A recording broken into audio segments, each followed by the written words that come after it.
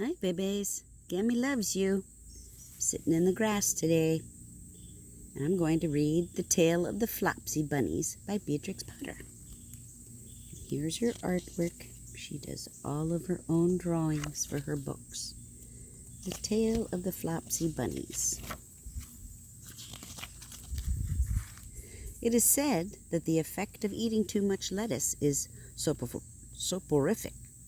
I have never felt sleepy after eating lettuces, but then I am not a rabbit. They certainly had a very soporific effect upon the Flopsy Bunnies. When Benjamin Bunny grew up, he married his cousin Flopsy. They had a large family, and they were very improvident and cheerful. I do not remember the separate names of their children. They were generally called the Flopsy Bunnies. Little bunnies in their house. As there was not always quite enough to eat, Benjamin used to borrow cabbages from Flopsy's brother, Peter Rabbit, who kept a nursery garden. Remember Peter Rabbit? Getting into trouble in the garden?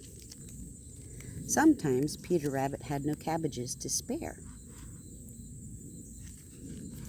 When this happened, the Flopsy Bunnies went across the field to a rubbish heap in the ditch outside Mr. McGregor's garden. Remember Mr. McGregor chasing the rabbits out of his garden? Mr. McGregor's rubbish heap was a mixture. There were jam pots and paper bags and mountains of chopped grass from the mowing machine, which always tasted oily, and some rotten vegetable marrows and an old boot or two. One day, oh joy, there were a quantity of overgrown lettuces which had shot into flower. The Flopsy Bunnies simply stuffed lettuces. By degrees, one after another, they were overcome with slumber and lay down in the mown grass. Benjamin was not so much overcome as his children. Before going to sleep, he was sufficiently wide awake to put a paper bag over his head to keep off the flies. The little Flopsy Bunny slept delightfully in the warm sun. From the lawn beyond the garden came the distant clackety sound of the mowing machine. The blue bottles buzzed about the wall, and a little old mouse picked over the rubbish among the jam pots. I can tell you her name. She was called Thomasina Tittlemouse, a wood mouse with a long tail. She rustled across the paper bag and awakened Benjamin Bunny. The mouse apologized profusely and said that she knew Peter Rabbit. While she and Benjamin were talking close under the wall, they heard a heavy tread above their heads, and suddenly Mr. McGregor emptied out a sack full of lawn mowings right upon the top of the sleeping Flopsy Bunnies. Benjamin shrank down under his paper bag. The mouse hid in a jam pot. The little rabbits smiled sweetly in their sleep under the shower of grass. They did not awake because the lettuces had been so soporific. They dreamt that their mother Flopsy was tucking them up in a hay bed. Mr. McGregor looked down after emptying his sack. He saw some funny little brown tips of ears sticking up through the lawn mowings. He stared at them for some time. Presently, a fly settled on one of them, and it twitched. Mr. McGregor climbed down onto the rubbish heap. 1, 2, 3, 4, 5. 6 little rabbits, said he as he dropped them into his sack. The Flopsy Bunnies dreamt that their mother was turning them over in bed. They stirred a little in their sleep, but still they did not wake.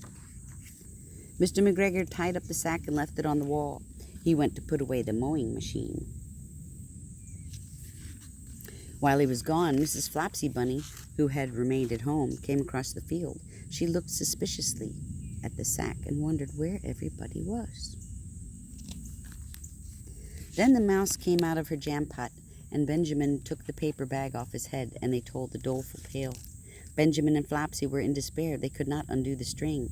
But Mrs. Tittlemouse was a resourceful person. She nibbled a hole in the bottom corner of the sack. The little rabbits were pulled out and pinched to wake them.